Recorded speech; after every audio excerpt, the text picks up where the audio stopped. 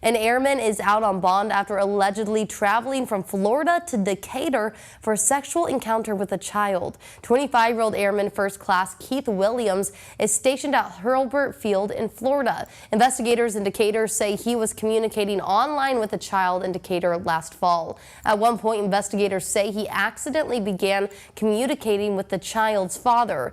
At one point in October, Williams allegedly traveled to Decatur and committed the crimes. 3 weeks ago, he was arrested in Florida and brought to Decatur. He faces numerous charges, including first-degree rape.